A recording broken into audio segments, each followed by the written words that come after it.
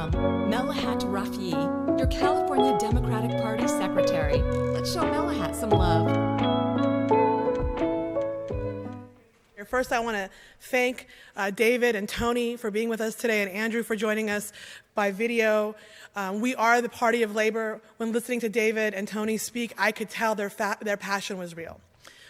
For those of you who still don't know me, my name is MELAHAT RAFIEI. My pronouns are she, her, and I am so proud to be your CDP secretary. I want to begin my speech the same way I often do, by honoring my parents who in the early 80s fled a war-torn Iran through multiple countries to arrive in the United States with 3 children, 2 suitcases, and $500 cash. Today, like many, I find myself reflecting on that story in a different light as we watch the horrors of the war unfolding in Ukraine. Sadly, the same story of mothers fleeing with young children, occupiers destroying neighborhoods, and families being torn apart are being written for thousands of Ukrainians today. The news also reports that foreigners, specifically Africans, are being treated differently than their blonde-haired, blue-eyed neighbors. We are seeing that even in the midst of chaos and war, racism persists. As I've reflected over the past weeks about the invasion by Russia, I'm painfully reminded of the trauma of my own story. PTSD is real, y'all. My trauma and my experiences have influenced my personal story in this country, who I am as a Democrat, who I am as a mother, and who I am as a leader. It can be easy to forget how different we all are.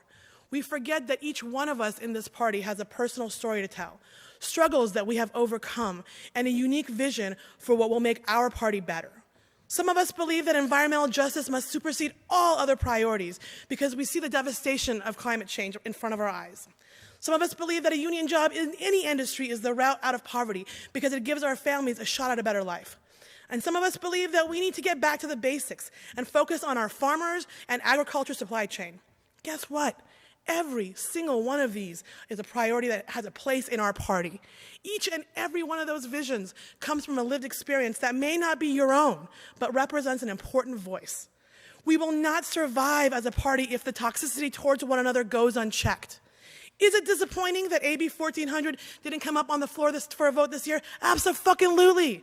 As a small business owner, I know how difficult it is, without a shadow of a doubt, that AB 1400 would have solved many of the challenges I and other business owners face to provide insurance for our employees, not to mention the millions of uninsured Californians that would have benefited from this.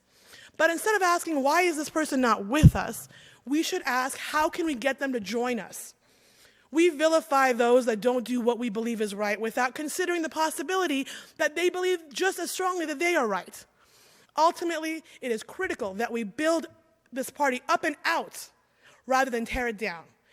And we must not mistake uniformity for accountability. It is easy to yell and scream in caucus meetings and committee meetings or blast people on Facebook because of disagreements. I know that I'm guilty of that, and I think many watching this video and the Zoom today may be guilty of that too. It is much harder to sit down with someone and hear their story and understand their why. We have an opportunity, and we can do better, and serve as examples for the rest of the country. No better example than the open tent of the Democratic Party to show that diversity can be strength. Lastly, I want to leave you with a thought.